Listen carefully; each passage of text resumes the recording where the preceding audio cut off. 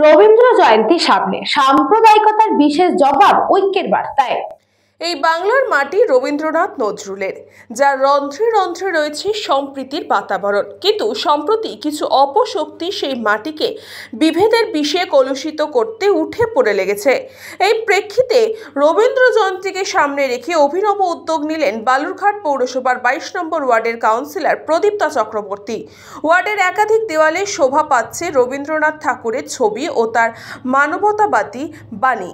উদ্দেশ্য একটাই, অশান্তির আবহে সাধারণ মানুষকে সম্প্রীতির বার্তা পৌঁছে দেওয়া। সংস্কৃত শহর বালুরঘাটে এমন পদক্ষেপে মন ছুঁয়েছে বহু বাসিন্দার। কাউন্সিলরের কথায় রবীন্দ্রনাথের ভাবনায় আজও পথ দেখায়, তাই আলোর ঐক্য মশাল জ্বালাতে চেয়েছি। সংস্কৃতি ছত্রছায়ায় রবীন্দ্রনাথের বাণী হয়ে উঠবে শান্তির হাতিয়ার।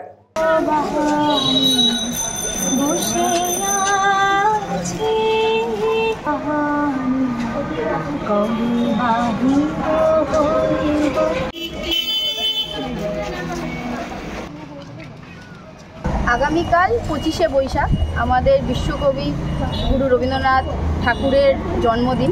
সেই উপলক্ষেই আমরা আজকে 22 নম্বর ওয়ার্ডের সমস্ত মানুষরা নেমেছি। গোটা ওয়ার্ডে আমরা দেওয়াল লিখন করছি কবিগুরুকে নিয়ে, যেখানে কবিগুরুর ছবি এবং তার বাণী, তার রচনা আমরা তুলে ধরার চেষ্টা করি।